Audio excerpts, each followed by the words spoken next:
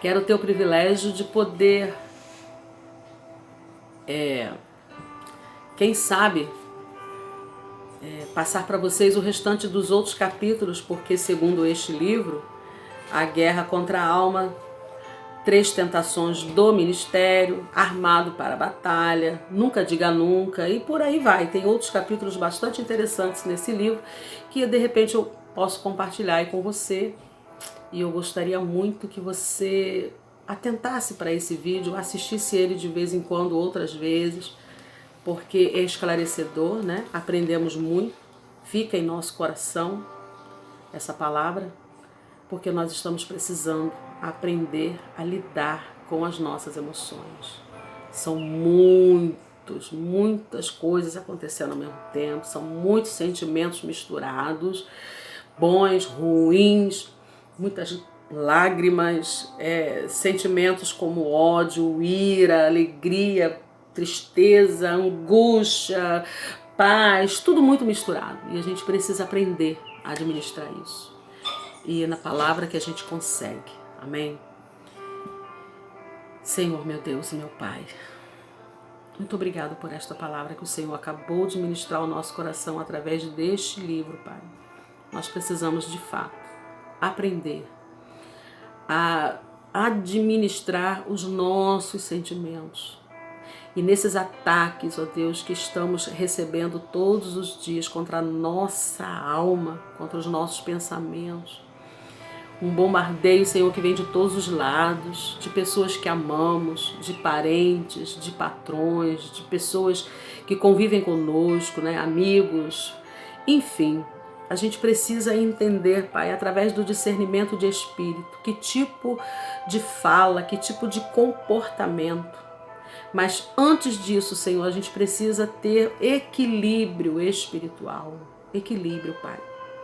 Parar, pensar, analisar, descobrir de onde está vindo, por que está vindo, qual é o contexto, entender, Senhor, por que aquilo está acontecendo, para nós podermos reunir as armas certas para lutar, se é para defender, se é para atacar, não nos deixar, Senhor, imune, vulneráveis. Na verdade, nós precisamos nos revestir das armaduras espirituais para estarmos prontas sempre para qualquer tipo de ataque. No entanto, antes disso, precisamos de fato aprender a controlar os nossos sentimentos e as nossas emoções. Abençoa cada uma que estiver assistindo esse vídeo. Toma a cada uma em particular e ensine, ministre pelo Teu Espírito Santo cada uma em particular. Eu oro e agradeço, Pai, por essas vidas estarem junto comigo nesta guerra, nesta batalha, formando este exército maravilhoso de luta, de combate, Pai. E o Senhor proteja a nossa casa, proteja nosso lar, blinda nossos lares, nossos filhos, nossa família. Marque as nossas casas, umbrais, janelas e portas, para que nada de ruim nos aconteça, mas que estejamos sempre prontas para a batalha. Eu oro e agradeço a Ti por esta linda oportunidade, Pai, em nome de Jesus. Amém. Deus abençoe você, que o seu dia seja maravilhoso e que você faça o que eu acabei de falar. Assista esse vídeo outras vezes, né? E até uma próxima oportunidade. Bom dia, amada paz do Senhor Jesus. Senti no coração de trazer essa palavra, né, essa reflexão ao seu coração, porque nós estamos vivendo assim dias muito difíceis, de ataques. Temos sido muito atacadas. Como guerreiras de oração, a gente está na frente do combate, na frente da guerra. E é comum sofrermos ataques. E uma das guerras, né, um dos ataques que mais tem me preocupado, porque é como eu me sinto, e todas as vezes que eu passo por alguma experiência, eu gosto muito de compartilhar, porque pode ser a sua experiência também, é a questão dos ataques contra a alma. A gente vai precisar muito de equilíbrio, não é verdade? E eu estou aqui com um livro que eu ganhei de presente, da CPAD, que fala, né, de batalha espiritual, equipando-se. E logo o primeiro capítulo do livro fala a respeito da guerra contra a alma. E tem uma máximazinha que eu acho muito interessante, que diz assim: ao tomar conhecimento das forças que promovem guerra contra a sua alma, você estará mais equipado para lutar. É interessante conhecermos as armas, os equipamentos, as estratégias do adversário, para nós nos prepararmos para combatê-lo e termos assim mais equilíbrio nas nossas emoções, né? E a Stuart Briscoe, ela escreveu esse artigo e eu queria ler para você. Ele é pequeno, não é muito grande, você não fique preocupado. É uma leitura gostosa de fazer e eu acredito que vai te edificar muito. Diz assim: Benjamin Franklin, em seu famoso almanaque, comentou que uma pequena negligência pode alimentar a maldade. E ilustrou sua opinião dizendo: por precisar de um prego, a ferradura foi perdida. Por precisar de uma ferradura, o cavalo foi perdido. Por precisar de um cavalo, o cavaleiro foi perdido. Por precisar de um cavaleiro, a batalha foi perdida. Por precisar de uma batalha, o reino foi perdido.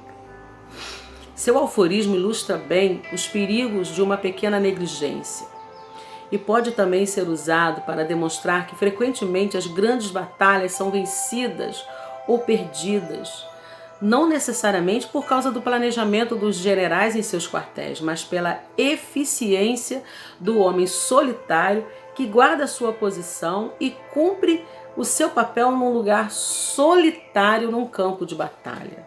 Hoje em dia, uma grande ênfase tem sido dada ao fato de que seres humanos vivem num ambiente que é a cena de uma luta titânica entre as forças do bem e do mal.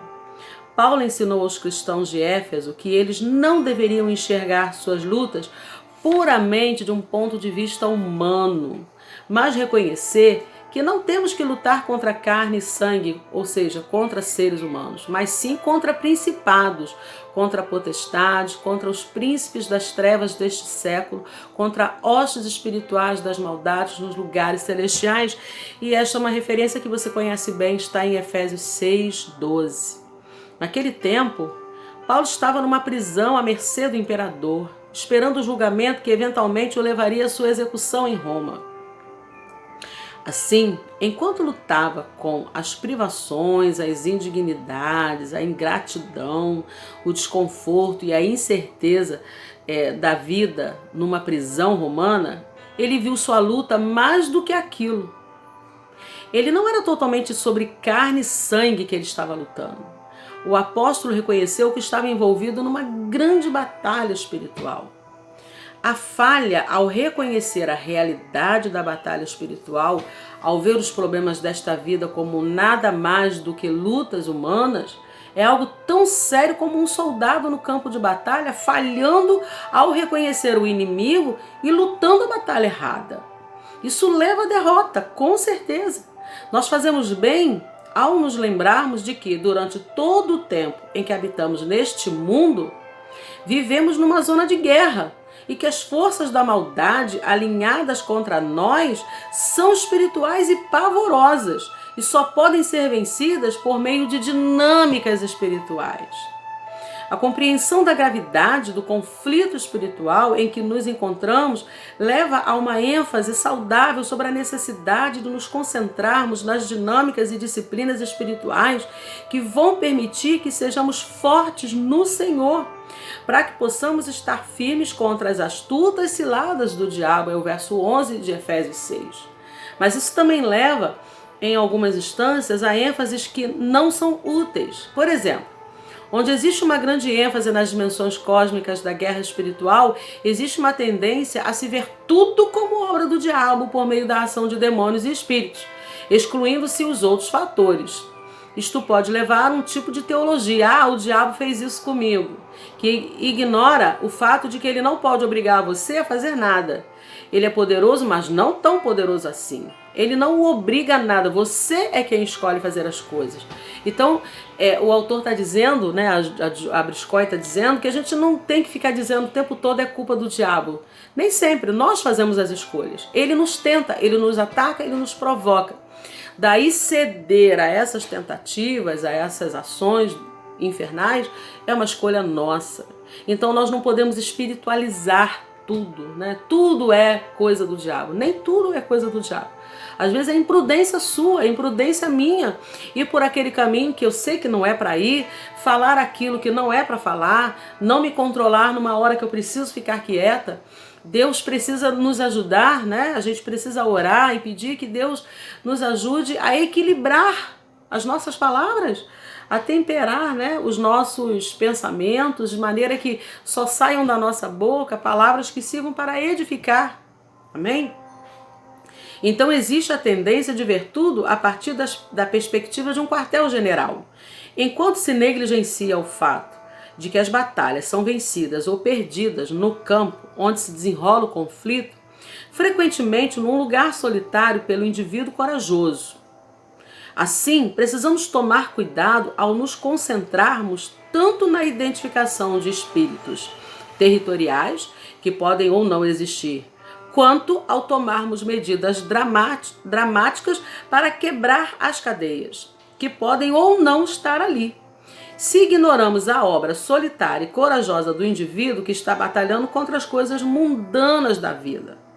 Pedro estava ciente quando escreveu: Amados, peço-vos como a peregrinos e forasteiros, que vos abstenhais das concupiscências carnais que combatem contra a alma. 1 Pedro 2,11.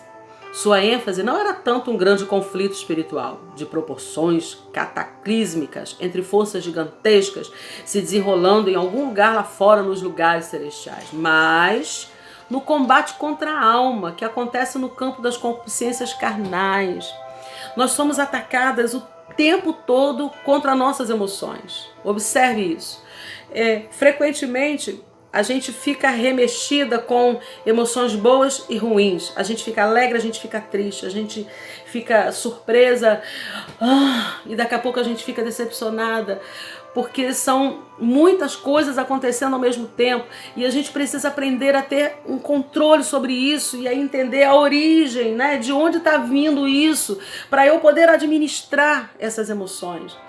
Para ênfase que eu possa dar, muita ênfase, pouca ênfase, porque se eu não souber a origem, de onde está vindo, se eu não tiver o discernimento para entender por que eu estou passando por aquilo, que tipo de ataque é esse, qual é o contexto, né, de toda essa situação, eu não saberia administrar as minhas emoções. O combate contra a alma se refere às coisas que acontecem dentro dos recônditos mais interiores da personalidade de um ser humano, que podem levar à destruição daquilo que a pessoa deveria ser. Existe um grande conflito lá fora, nos lugares celestiais. O quartel-general, onde os generais criam estratégias e mobilizam os soldados. Mas a batalha está sendo travada aqui dentro, onde desejos e emoções, aspirações, fobias humanas reinam. O que Pedro está dizendo, amadas, é que se nós não tomarmos cuidado com essas coisas adequadamente, um indivíduo pode se tornar espiritualmente impotente no lugar solitário no campo de batalha. E é assim, a nossa analogia a partir do aforismo de Franklin é válida, porque em virtude da necessidade de um único cavaleiro, uma batalha muito maior pode ser perdida. De fato, isso é precisamente o que preocupa Pedro.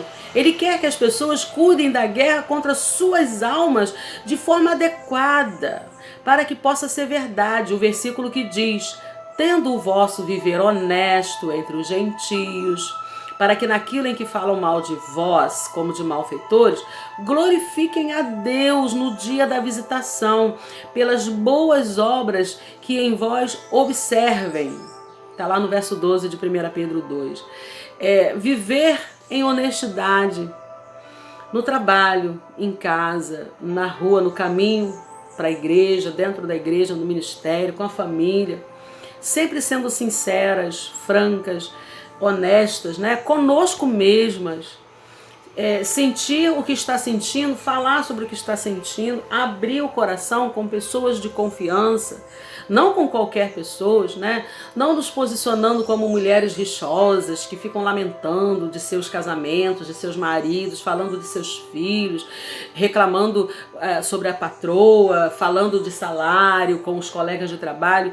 Isso são atitudes insanas, né? Sem sabedoria alguma. E nesse ponto nós estamos abrindo brechas para os ataques virem contra nós. E depois ficamos perdidas nas emoções, porque a gente não sabe o que a gente vai fazer, porque a gente se descontrolou emocionalmente. Faltou o equilíbrio nas palavras, nas ações, nos pensamentos, né? Quais são então as forças que promovem a guerra contra a alma? O que então pode debilitar tanto um crente a ponto dele se tornar inútil na luta pelas almas de homens e mulheres, ou pior do que inútil, uma força negativa servindo de brinquedo nas mãos do inimigo das nossas almas? Olha que situação. Surpreendentemente, Pedro não fala sobre algo mais dramático do que concupiscências carnais, ou luxúria da carne. Enquanto Pedro não dá detalhes, Paulo é muito específico sobre essas dinâmicas espirituais interiores aqui dentro, né? Veja bem, ele as lista como prostituição, impureza, lascívia, idolatria, feitiçaria, inimizades, porfias, emulações, iras, pelejas, dissensões, heresias, invejas, homicídios, bebedices, glutonarias e coisas semelhantes a estas, acerca das quais vos declaro, como já antes vos disse, que os que cometem tais coisas não vão herdar o reino de Deus. Esta é uma passagem de Gálatas 5, que você já conhece, né? A partir do verso 19 até o 21. É óbvio que ele estava se referindo às coisas específicas que viu se manifestar na cultura do primeiro século. E para nós, é possível rejeitar essa lista porque temos nossa atenção voltada para a idolatria e feitiçaria, por exemplo. E nos sentimos confiantes de que nós não temos problemas, não somos feiticeiras, não idolatramos, não é verdade? Por exemplo, a realidade é que todos vamos encontrar algo na lista com os quais nos identificamos que descreve os nossos próprios demônios interiores, mesmo que seja apenas entre coisas semelhantes a estas. Pois todas precisamos aceitar o fato de que, embora sejamos regeneradas pela palavra, nossas propensões ao pecado não foram erradicadas em nosso novo nascimento. Pelo contrário, continuamos a lutar contra a nossa própria alma. A exortação de Pedro é direta. Amadas, peço-vos como a peregrinos e forasteiros, que vos abstenhais das concupiscências carnais que combatem contra a alma. Ô luta constante. Ele está falando sobre abstinência. Qualquer alcoólatra em tratamento pode lhe dizer que a abstinência significa reconhecer um problema, rejeitá-lo, construindo disciplinas relativas a ele, e então chamar um poder superior para poder ajudá-lo a abster-se daquele problema. Os cristãos podem ser mais específicos. Eles chamam suas questões interiores, né? Ele detecta, ele identifica a sua fragilidade, a sua fraqueza, naquilo que ele mais está falhando, tá? Ele identifica isto, tá? E que são proibidas por Deus, consideradas como pecado, e eles abominam isto, né? Aceita que aquilo não está certo, que aquilo não pode, e então conclama o poder do Espírito Santo e diz não àquilo. E começam a consagrar sua vida ao poder do Espírito para uma vida de disciplina e feliz obediência e dependência. Tenho ouvido aí relatos de mulheres que estão passando por esse processo de vencer a si mesmas, que antes eram insensatas, rixosas, reclamonas, né, lamentadas o tempo todo, e agora começaram a adquirir, né, a se posicionar de uma outra forma, vencendo aí esse pecado, abrindo aí as portas para o Espírito Santo entrar e começam a relatar mudanças no comportamento do marido em relação a ela, porque ela está cumprindo o que diz Paulo, né? Elas estão começando a santificar o marido através do seu próprio testemunho. Se pudermos parafrasear Franklin, teremos, por precisar de uma disciplina espiritual, um caráter foi perdido. Por precisar de um caráter, um testemunho foi perdido. Por precisar de um testemunho, uma mensagem foi perdida. Por precisar de uma mensagem, um ministro foi perdido. Por precisar de um ministro, uma guerra espiritual foi perdida. Podemos fazer melhor do que isso. E precisamos. E Pedro nos mostrou como. Viu que interessante esse capítulo? Quis compartilhar com vocês porque nós estamos em guerra. E essa primeira parte, né, desse livro fala sobre a guerra contra a nossa alma.